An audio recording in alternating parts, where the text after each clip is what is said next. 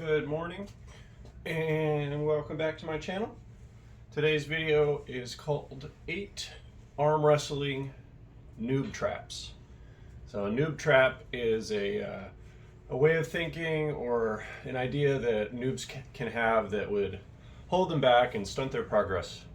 So this video is 8 arm wrestling noob traps. Speaking to someone who has fallen into a lot of these noob traps myself. So first off, first arm wrestling noob trap. This one is probably the most common, and it is identifying with your move and pigeonholing yourself into being a one-trick pony. You see this all the time. I think it's like a social media thing, Drew. People will like make a social media account when they start arm wrestling. It'll be like Hookmaster or like Top World Champion or like, you know, Press God or whatever. And then that arm wrestler ends up just pigeonholing themselves into one style and, you know, losing out on potential diversification of their skill set. So that's number one, identifying with your style. It's kind of like if you were to try to pick up a sport like tennis and say, like, I only hit forehands, like, I don't have a backhand. You know, like, that's ridiculous. You have to have a complete arsenal. So, you're like, oh, I'm press master and I never top roll because weird identity reasons. Like, that's just not going to help you be elite or even, you know, anything special, I think. Like, you're going to be figured out, people are going to know how to counter you, and then what are you going to do? You have no B plan. You got to have at least 2 game plans, you know? Your ace move and then something that counters the counter to your ace move. So don't identify with one move. Diversify. The second noob trap, and if you're feeling called out by this one, you should. Noobs should not be fucking practicing twice a week, dude. That is a recipe for stagnation and plateau and a lot of pain, okay? You see it all the time. Guys will show up to practice complaining that they're still sore from the last practice, or complaining about, oh man, like, you know, I went to this other practice in another part of town 2 days ago and now I'm here. And it's like, you're really, as a beginner, I doubt that you have the ability to restrain yourself enough to manage the intensity level and actually recover from practicing twice a week. You got to do the opposite when you're brand new. Once every 2 weeks, okay? Don't put your elbow on the table if you're still hurting from the last time you did it. That means you're not recovered, okay? If you're not recovered and you're still trying to give a training stimulus, it's not doing what you think it does, okay? You're not growing faster. There's diminishing returns. Train when you're done being sore. That's when it's time to hit the table. So, noob trap number 2 is practicing more frequently than you should. You should really dial it back, do like once every 2 weeks. Never do twice a week.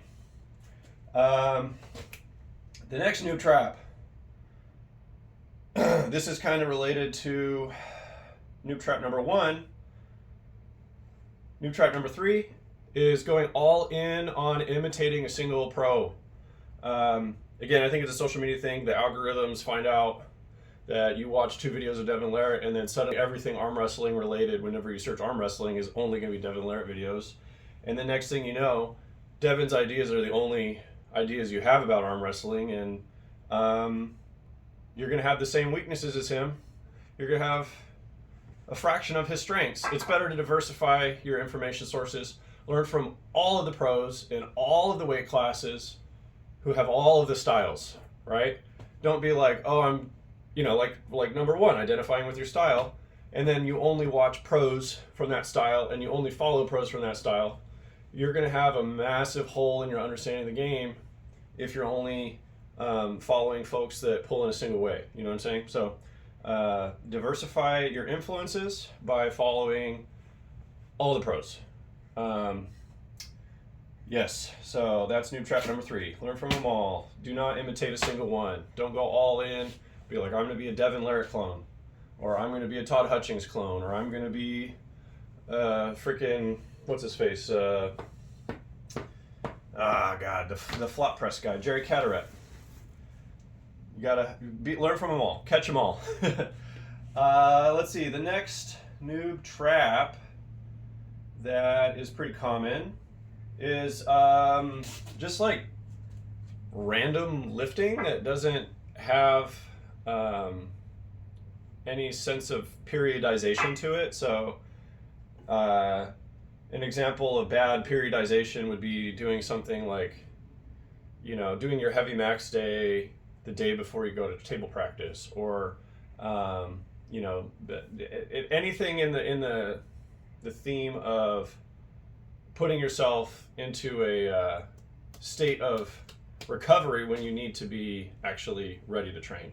You know, I that's another one I see all the time. Like, new guys will talk about how much they've been lifting while they're at practice, and it's like you hear them say, "Oh, I did this and that, and it was only like a day ago." It's like, dude, why are you arm wrestling today? Like, you're not maximizing your recovery. You're harming the recovery. Again, it does the opposite of what you think.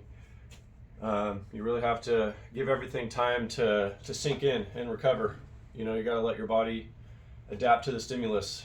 You can't just spam it with stimulus without giving it time to adapt. It really, again, just doesn't work like that. So you want to periodize your lifting. Have a phase of training where it's like, okay, I'm doing, you know, hypertrophy training, and you have it set up to where your heaviest training day is as far away from your table practice day as possible. So you would do like I practice on Thursday, I try to do my heavy lifts on like Saturday or Sunday, you know, so I'm recovered from practice, and then also I have enough time to get recovered from the lifts to go and practice again. So, and again, if you're a noob, double those numbers, right?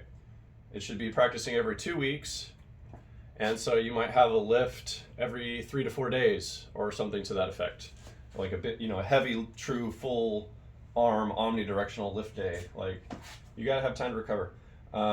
Okay, on the note of lifting, this is also kind of a technical note, but that I've already touched on. But the next noob trap, number 5, is avoiding side pressure and avoiding pressing in your training.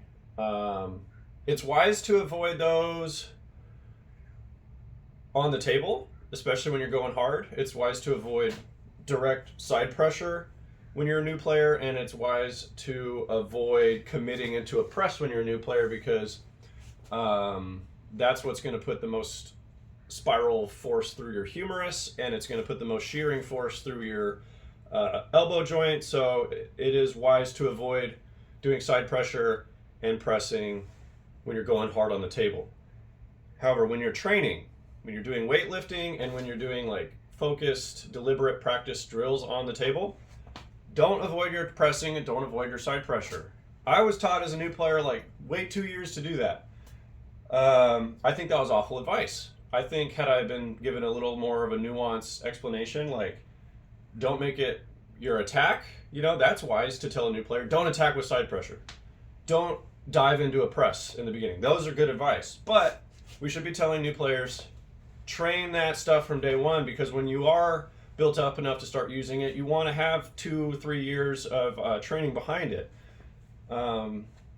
as opposed to the position I'm in, where I arm wrestled for 2 years, and I was like, okay, I've been arm wrestling for 2 years, now I can start pressing. Well, it's like you're starting at square one on the strength level and on all the tendon adaptation and pressing if you're waiting 2 years. So start training it early, but don't start using it until you've got some real experience. So yeah, don't avoid training your side pressure. That's noob trap number 5. That's a long-term investment advice there. You know, like you 2 years in the future will be very grateful that you were doing stuff like internal shoulder rotation and side pressure training before you ever started actually applying it on the table. Okay, noob trap number 6. And this is, honestly, this isn't even a noob trap. I see freaking experienced arm wrestlers making this mistake all the time, which is confusing your weight training with practicing for arm wrestling. Weight training and practice have separate intentions and separate outcomes. The purpose of weight training is to trigger an adaptation response in your body. the purpose of, specifically your connective tissues and your muscles, right? The purpose of table training is to develop your nervous system in the movement patterns specific to arm wrestling. And so I'll see all the time people getting that backwards. They'll do a lift and they'll be like, oh, this lift needs to imitate arm wrestling more, and they'll adapt their lift to make it mimic an arm wrestling move, with the reasoning being, oh, this is working on arm wrestling coordination. It's like, no, your weight training should be targeting the muscle and training the muscle and the tendon in the best way that's going to help your arm wrestling. Yeah, sometimes doing static lifts, like I've recommended static lifts. Static lifts that mimic arm wrestling positions are helpful for developing locks. However, for the overall development of your body and your musculature for arm wrestling, you're not going to only train locks. You got to do full ROM. You got to do, general health and athleticism training. And so think about your weight training not in terms of developing your arm wrestling technique, but in developing your muscles and tendons and stuff. Your arm wrestling technique is developed on the table. Don't get those two confused. You don't use the table to practice your muscles. You don't use the weights to practice your technique. You practice technique on the table, train the muscles in the gym. Get that right early and shape your training around that idea, and you'll have much better growth. Next, noob trap. Number 7, unrealistic and non-competitive ways of training, as opposed to training like you would be competing, okay? So what this is getting in the habit of, when you practice on the table, using cheaty grips, using like super slow starts, using practice methodologies that basically just don't mimic table time, that don't mimic competitive rule sets. So like starting carved in and pulling like that, or pulling in ways that just are giving you stuff that you would never have for real in a real match. If you're doing deliberate practice, if you know what you're doing, you got your reasons, this isn't for you. But what I'm saying is, when you're a new guy and you're practicing on the table, I think it's optimal to make your table training as close to the competitive format as possible. So that means once you have learned the basic techniques and you're safe, you should start doing like competitive style ready-go training with equivalent level arm wrestlers as soon as you can. Because you don't want to get into the habit of practice pulling for months and months and months, to the point where when you reach your first tournament, you're not prepared for the pace and speed of a tournament, because you'll get completely off guard. You'll get caught completely off guard.